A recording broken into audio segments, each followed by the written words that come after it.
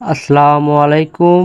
আমি মিজানুর। আজকে আপনাদের দেখাবো আমি কিভাবে প্রতিদিন আমার গরুগুলোর যত্ন নেই, বিশেষ করে ঘাস ভিজানো থেকে শুরু করে খাওয়ানো পুরো প্রক্রিয়া। চলুন শুরু করি।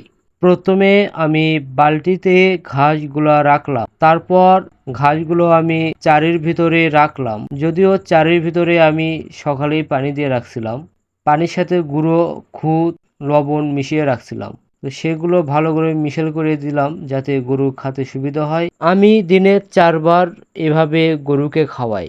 প্রতিবার খাওয়ানোর আগে একটু পানি দেই যাতে গরু আরাম পায়।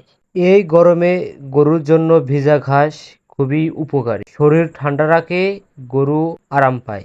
একটা কথা মনে রাখবেন, গোলঘর যেখানে গরু থাকে ওখানে সবসময় পরিষ্কার রাখবেন, তাতে করে গোলঘরে গন্ধ থাকবে না আর গরুর জন্যও ভালো।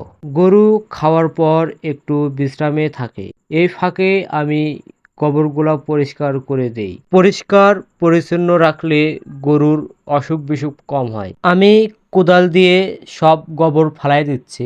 পরিষ্কার রাখলে গরু ভালো থাকে আর গোয়াল ঘরের গন্ধ কমে যায়। নিয়মিত গোয়াল ঘর পরিষ্কার করলে গরুর শরীর যেমন ভালো থাকে, তেমনি চর্মরোগ বা পা ফোলা এসব রোগও দূরে থাকে ইনশাআল্লাহ। আপনারা যদি গরু রাখেন তাহলে এগুলো মাইন্ডে রাখেন ভাই, নিয়ম করে খাওয়ান, পরিষ্কার রাখেন আর একটু মনোযোগ দেন, তাহলেই গরু ভালো থাকবে ইনশাআল্লাহ।